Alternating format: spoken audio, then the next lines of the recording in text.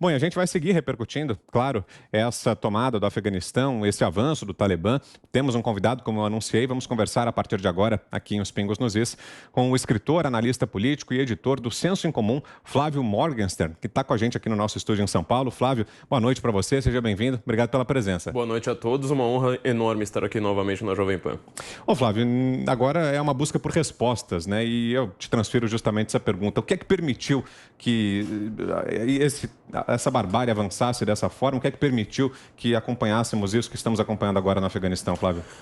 O Afeganistão é um país extremamente complexo, então qualquer análise vai ser sempre muito reducionista se a gente falar muito rápido. Poucos países do mundo tiveram uma interferência estrangeira tão complexa quanto o Afeganistão em tão pouco tempo, porque ele teve ali muita influência da União Soviética num primeiro momento, depois teve influência americana, quer dizer, os dois lados vendendo armas para o Afeganistão numa disputa ali por influência política, nenhum dos dois de fato entendendo o que de fato era o Afeganistão, qual que é o tipo de regime que eles pensam ali para eles, quais são as tribos, o pensamento tribal ali, porque boa parte do país é um deserto, ou seja, deserto montanhoso ainda por cima, quer dizer, você se esconde dentro de cavernas, em montanhas por ali, e até que teve esse grande momento ali da Al-Qaeda surgindo. Na verdade, boa parte da Al-Qaeda ela foi pensada ideologicamente, intelectualmente na Arábia Saudita, né? Osama Bin Laden, por exemplo, ele não era afegão, ele era da Arábia Saudita, foi um pensamento que surgiu de uma corrente extremamente violenta geopolítica do islamismo, que era o wahhabismo, né? Uma visão assim muito mais aguerrida, tentando implantar o islamismo ali à força, e a Al-Qaeda se tornou este grande problema no meio da Guerra Fria. No final das contas, a gente teve muitas intervenções, né? A gente teve o 11 de setembro, que foi causado pela Al-Qaeda. Por sinal, precisamos lembrar de que dia nós estamos, né? Ou seja, nós estamos a menos de um mês do aniversário de 20 anos do atentado das Torres Gêmeas. Quer dizer, era uma coisa um pouco esperada, né? Como aconteceu com Benghazi, na Líbia, que também foi um atentado comemorando o 11 de setembro, né? Ali 11 anos depois. E agora nós temos esse novo tipo de ataque. E a coisa iria se escalonar de uma maneira sempre complicada, né? Uma vez que você interferiu no bolo, quer dizer, você queimou o bolo. Ali, para você fazer o bolo de novo, para você fazer o bolo andar de fato, você já vai estar com o bolo queimado. Não tem escapatória, não tem como voltar para o estado anterior. E agora a gente vai ter uma disputa ali de grupos, de tribos que a gente não conhece. Eu acho muito difícil acreditar que alguém no alto escalão do governo Biden vai entender de fato ali cada uma das tribos do Afeganistão em detalhes, como é que está aquele jogo de forças, né? Inclusive o governo afegão colocado lá era por influência estrangeira, americana ali, clara. Quer dizer, o primeiro presidente que eles tiveram foi um presidente que ajudou os americanos a combater o Talibã. Tem o Talibã, tem a Al-Qaeda, tem assim, uma disputa de poder muito grande. A Al-Qaeda, a gente tem que lembrar também que é o grupo terrorista, e não só terrorista, né, um grupo totalitário, mais próximo do Estado Islâmico que existe. O Estado Islâmico ele brigava, inclusive, com todos os grupos terroristas, exceto a Al-Qaeda. Então, a situação não permite muita esperança, sobretudo no curto prazo agora. Flávio, pergunta agora da Ana Paula Henkel. Flávio, você que ministra cursos aí, né, sobre geopolítica, história, isso tudo, faz palestras, e como você muito bem disse, eu já assisti alguma de suas palestras e cursos. É um assunto muito complicado, né? A geopolítica é um assunto muito profundo. Mas hoje a gente sabe, por exemplo, e eu sei que essa pergunta não é tão fácil de responder, mas vamos lá. Hoje nós temos aí no mundo, né, o globalismo, nós temos o Partido Comunista Chinês e temos o terrorismo, né? E de alguma forma eles se falam em algum momento. Porém, eu não sei se você viu hoje, o George Soros tweetou um tweet bem interessante que eu queria saber da sua leitura, que ele tweetou o seguinte: considera o senhor Xi Jinping o inimigo mais perigoso das sociedades abertas do mundo. Como você viu esse tweet dentro dessa relação, né, do globalismo com a China, e agora esse tweet daqui para frente, né, com a tomada do Afeganistão? A minha leitura desse tweet, na verdade, tem tudo a ver com o Afeganistão, né? Eu estou ministrando agora um curso justamente sobre Infowar, né? Se eu posso fazer aqui um pequeno jabá. Justamente lá na formação sensoincomum.com.br, que a gente está ministrando justamente sobre essa questão da Infowar. E a Infowar, ela teve como o grande momento dela foi justamente o atentado terrorista promovido pela Al-Qaeda, né? Que gerou essa segunda fase, digamos assim, da bolha, desse hastil de pólvora que está se fazendo no Afeganistão. E o George Soros, quer dizer, o George Soros é um grande investidor de uma família húngara, judia, que, por sinal, enriqueceu muito delatando judeus para os nazistas. E ele é o grande investidor do mundo hoje, né? Ele manda no mercado financeiro, mercado completamente amoral, então ele sempre, assim, tem um belo percentual nas ações de grandes companhias, grandes canais de mídia, assim por diante. Então, ele consegue fazer uma influência com que toda a opinião dele esteja sendo divulgada por toda a mídia no mundo. Isso, inclusive, no Brasil, né? Você vai perceber quanto que a Open Society, sua grande, digamos, ONG, né? Na verdade, um grande poder de lobby ali, consegue colocar, sabe, sempre tem um instituto ali que é entrevistado pelos grandes jornais que recebe dinheiro da Open Society. Sempre vai ter aquele especialista, né? Já que a gente tá super na moda hoje falar, ouça os especialistas, é sempre alguém ali que, no final das contas, tem na sua ordem de pagamento dinheiro da Open Society. E o Afeganistão, agora, ele está nesse braço de ferro. Quer dizer, você tem tanto o Talibã, quanto você tem o resto da Al-Qaeda, quanto você tem uma influência agora chinesa muito grande, já que você não tem mais a União Soviética. E o Putin, ele costuma ser uma pessoa muito mais, curiosamente, um pouco mais cuidadosa, né? Ele observa primeiro, né? Vê quem é que está brigando para, então, das suas cartas, fala assim, esse cara aqui parece que vai ganhar, esse aqui parece que eu consigo influenciar um pouco mais. Então, Putin, ele é um pouquinho mais retraído nesse aspecto, mas a China, ela está nesse projeto extremamente expansionista, com o trabalho escravo que é promovido pelo Partido Comunista Chinês, barateia muitas coisas para eles, né? Sem contar a própria população gigantesca da China. E, recentemente, os chineses se aproximaram bastante do Talibã. O George Soros, então, ele percebeu que a influência ocidental deste modelo globalista ocidental estava caindo, você está caindo por terra, é muito claro. Quer dizer, você não tem mais aquela capacidade, por exemplo, como foi no começo da guerra do Afeganistão, né? Teve até um filme famoso, né, Até o Último Homem, né, que eles subiam numa montanha, percebiam lá um rapazinho que estava fazendo um pastoreio ali e tiveram que amarrar o rapazinho na árvore. O pensamento deles foi simplesmente falar assim, mas espera aí, a gente dá um tiro agora para achar o terrorista lá ou a gente solta porque o cara é inocente? E aí o pensamento deles, como que eles vão decidir, é simplesmente pensar qual vai ser a manchete na CNN no dia seguinte. E aí eles soltam e, por conta disso, quase todos eles morrem, né? Então, esse modelo de você ter uma influência muito grande, a visão que as pessoas têm sobre o Afeganistão, ninguém conhece o Afeganistão, ninguém sabe qual que é o presidente do Afeganistão, ninguém sabe quais são as tribos do Afeganistão, ninguém sabe qual que é a língua que o Afeganistão fala, porque ele não fala árabe. Mas as pessoas têm uma visão a respeito do Afeganistão por conta do que elas veem na mídia. Então, o George Soros, ele percebeu a perda da sua influência ali no caso como esse e viu que o Xi Jinping está começando a ganhar essa briga, esse braço de ferro aí. Pergunta agora, Flávio, de Bruna Torlai. Bruna. Boa noite, Flávio. Boa noite. Eu tenho uma dúvida mesmo quanto ao que está acontecendo, né? Por que o Biden apressou a retirada? Porque o Biden é um agente globalista. Você acabou de falar que o Soros, ele talvez tenha demonstrado incômodo de repente, a influência chinesa está aí vencendo, está tomando o espaço, né? Então, por que ele apressou a retirada, né? Como é que você lê essa coisa de ter deixado tudo para trás e agora ter que voltar? Porque foi estranho. Você acha que foi incompetência mesmo ou teria algo mais a se refletir?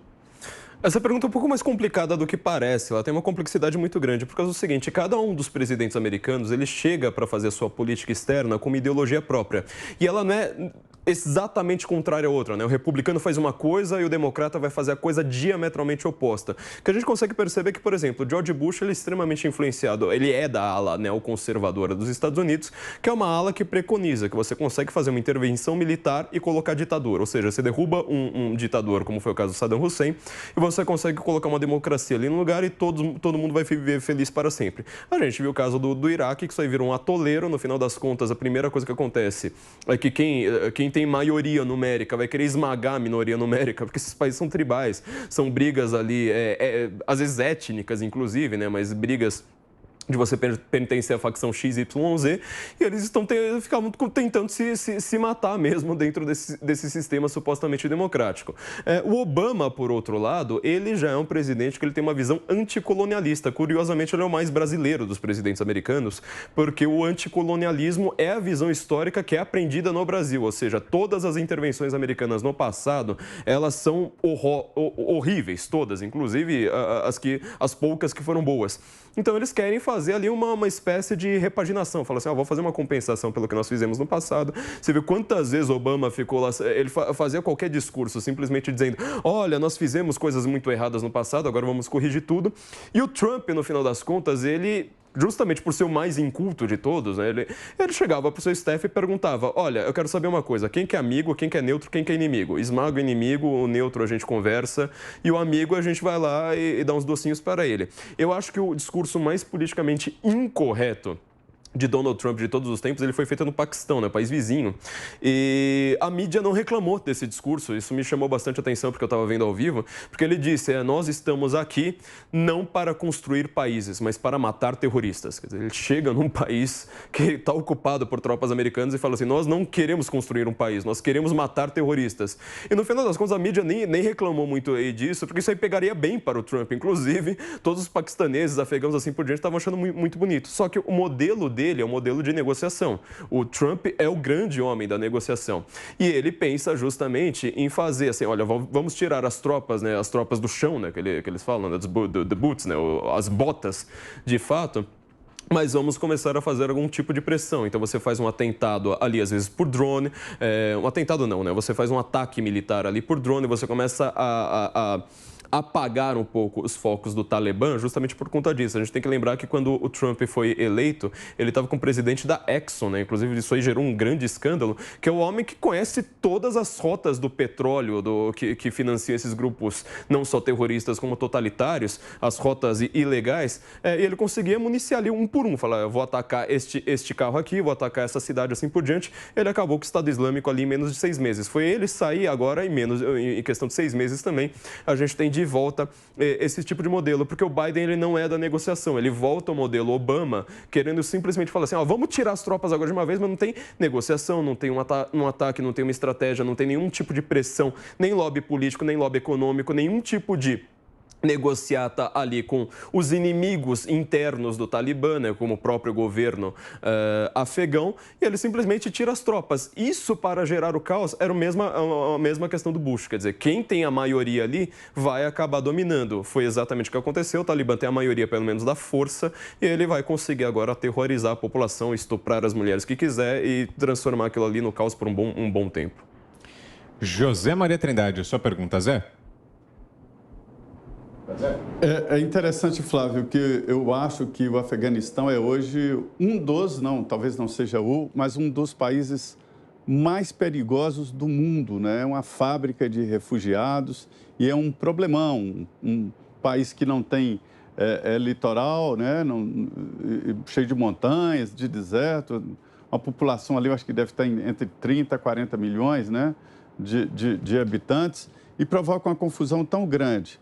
Aumenta o risco de atentados terroristas, sim, porque agora, com a base sólida, com investimentos, a gente vê investimentos aí de outros países e tal, é possível que o Talibã possa ter um exército de fato, né, real, sólido, e isso muda completamente. Eu queria discutir com você, que você me explicasse o seguinte: é o novo posicionamento mundial. Não só dos Estados Unidos, os americanos sempre foram de guerra. Quem visita os Estados Unidos vê o culto que se faz à guerra nas estátuas, em Washington, tudo lá leva à guerra. É um país sempre em guerra, até para alimentar a indústria armamentista e tal. E agora os americanos estão dizendo não à guerra, quer dizer, uma mudança de postura, né? Uma mudança de um presidente Donald Trump e agora o Joe Biden, que também não quer a guerra. Quer dizer, isso aí já é um resultado do que pensam os Estados Unidos. Eu acho que o mundo já está em guerra. A China já decretou uma guerra moderna. Ninguém faz mais ocupação territorial, e sim uma disputa por dados e por tecnologia. Ou seja, diante disso, a gente poderia dizer que a China hoje é o país mais poderoso do do planeta? Sem dúvida, José Maria, isso não tem a menor dúvida. Nós estamos no que os grandes especialistas em geopolítica chamam de Fourth Generation, né? A guerra da quarta geração. Esta guerra, os Estados Unidos se meteram em dois atoleiros muito claros, né? Tanto no Afeganistão quanto no Iraque, inclusive com algumas intervenções pontuais, como na Síria, na Líbia, assim por diante, porque você não tem mais aquela clareza de lados, ou seja, você não tem mais nem sequer onde é o campo militar. Você chega no Afeganistão, não tem lá, fala assim, ó, aqui é o campo militar, ali vão estar os civis protegidos, ali você não mexe, aqui você mexe, assim por diante. Esse tipo de guerra gera muito mais mortes civis, porque você chega lá, não tem ninguém uniformizado, você tem um apelo midiático muito grande, né? De novo, essa Infowar, né? Que eu estou ministrando o curso justamente falando, inclusive, a respeito do próprio Afeganistão, né? Então, apesar de voltar à Grécia Antiga, todos os estudos sobre narrativa moderna, sobre narrativa de Infowar, né? De guerra de narrativas, de guerra de informação na mídia, eles voltam justamente a isso. Quer dizer, uma questão até mitológica. Tem um cara com mito X, né? O mito, eu tenho uma visão de sociedade islâmica como o do Maomé ali na época que ele vai para Medina, ou seja, um Maomé guerreiro, uma Maomé do fio da cimitarra, assim por diante, e alguns outros têm uma visão, não, eu sou o Maomé ali de Meca, né, quer dizer, uma coisa mais assentada, a gente gosta de judeu, a gente gosta de cristão, a gente negocia com todo mundo assim por diante, e os outros que vão lá fazer alguma intervenção, eles acabam não entendendo nada, né, o americano, no final das contas, ele tá se metendo por diversas vezes nesse atoleiro dessa quarta geração da guerra, né, do poder de guerra, e a China ela vai acabar se consagrando muito bem porque ela é especialista, né, nesse lawfare, quer dizer, uma coisa baixa, você trabalha justamente com poderio às vezes estético, né, é só você ver o que a China acabou de fazer nas Olimpíadas, ganha todas as medalhas de ouro, ganha dos Estados Unidos, faz uma coisa assim, eventos grandiosos, né, um estádio de futebol americano nos Estados Unidos não conseguiria fazer um evento tão grandioso, com todo mundo muito bem, tudo muito bem orquestrado, todo mundo muito bem uniformizado, e ela acaba aparecendo como a grande promotora de uma nova influência, quer dizer, nessa guerra de narrativas, nessa capacidade de você influenciar alguém e dizer para ser reconhecida como uma grande potência, a China já venceu. Ainda mais com Biden, porque o Biden ele acaba se mostrando um presidente fraco numa questão como essa, né? É só a gente olhar, por exemplo, que no Afeganistão, eles, um pouquinho antes disso tudo aí acontecer, eles hastearam a bandeira do arco-íris, né? Querendo dizer que era importante mostrar o orgulho LGBT no Afeganistão, que não é exatamente, vamos dizer, uma coisa que faça muito sentido, né, para quem entende o que está sendo, o que está em disputa ali no mundo.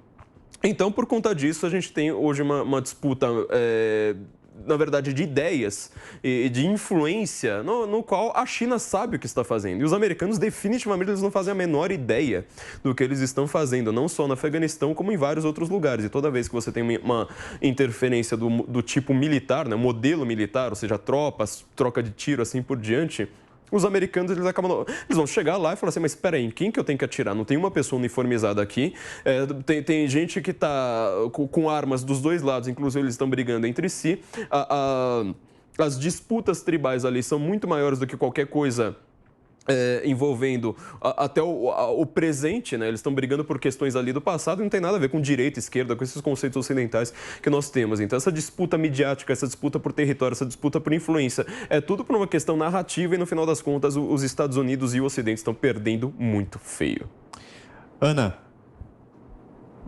Flávio, é interessante essa sua analogia das Olimpíadas, porque a própria Olimpíada de 1936 em Berlim, né, a Olimpíada, o Hitler usou exatamente os Jogos Olímpicos para fazer uma grande propaganda, né, do regime e aquela coisa perfeita, aquela perfeição, como um oferecimento do que o mundo teria se ficasse ali de joelhos para ele, né? Muito interessante você trazer isso.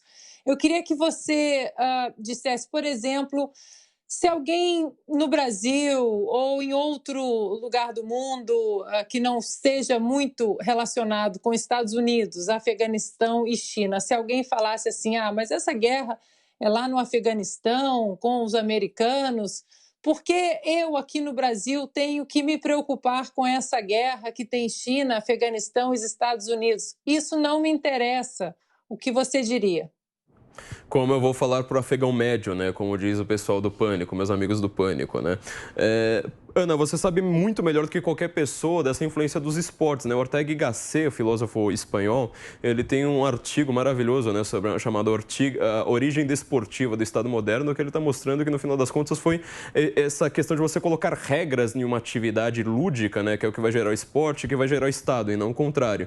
E você sabe muito melhor do que a gente como os estados totalitários se preocupam com isso, né? Aquele jogo famoso, acho que foi seu jogo mais famoso, que sempre te perguntam, né? Com as cubanas.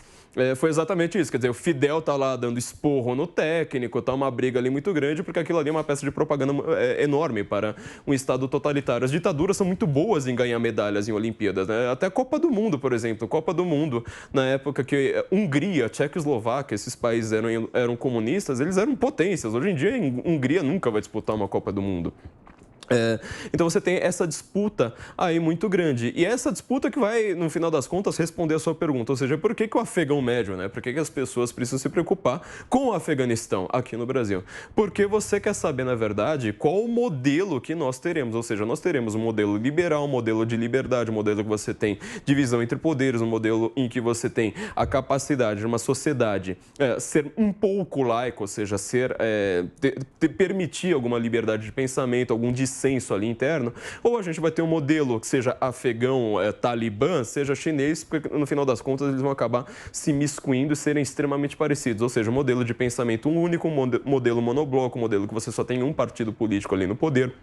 Um modelo no qual tudo é feito pelo terror, ou seja, pelo medo. Tudo bem que o Brasil está entendendo isso de uma maneira cada vez mais clara, né? Ou seja, se você tiver uma opinião discordante de uma autoridade, você já está com medo no Brasil, você evita dizer aquilo numa rede social, assim por diante. Aliás, essa questão das redes sociais acaba complicando ainda mais, né? Porque a gente viu nesse final de semana que o líder do Talibã, ele tem um perfil no Twitter. Quer dizer, ele pode usar das redes sociais, enquanto o ex-presidente Donald Trump, por ele ter feito, né, alegações de supostas fraudes nas eleições, ele foi proibido de usar o Twitter. Então, quer dizer, parece que assim, é muito mais possível você decapitar pessoas, estuprar mulheres, escravizar crianças e você continuar com um perfil numa rede social do que você olhar e falar assim, olha, essa conta aqui de alguns condados, ela parece ser um pouco estranha. É o modelo que está sendo disputado no mundo e, mais uma vez, os chineses e afegãos estão ganhando. Bruna. Flávio, você acabou de descrever aí alguns pontos que mostram por que a China tem aí uma certa afinidade, né, com o Afeganistão. Questão de direitos humanos, eles têm, por mais que a China persiga, né, os islâmicos, parece que nesse ponto de não respeitar absolutamente nenhum dos valores que permitem que a dignidade humana persista, eles são parecidos. Mas o que eu queria te perguntar é o seguinte, para que as pessoas entendam. Todo mundo está dizendo, o Afeganistão ele é considerado estratégico para a Rússia e para a China, mas a gente não está ouvindo ninguém dizer por quê. Por que o Afeganistão é considerado estratégico para a China e também para a Rússia, se é que isso de fato procede? O Afeganistão é um ponto de ebulição histórico, né? Isso para você criar uma narrativa. A narrativa ela sempre se baseia numa história, né? Você pensa na ideia, por exemplo, do Partido Comunista Chinês, desde a Revolução Comunista, eles pegam muitos elementos do confucionismo ali chinês, uma filosofia ali com 5.000 anos, e eles repaginam de forma a você tentar usar os mesmos elementos. Isso foi a mesma coisa que o Lenin fez ainda em 1918, né?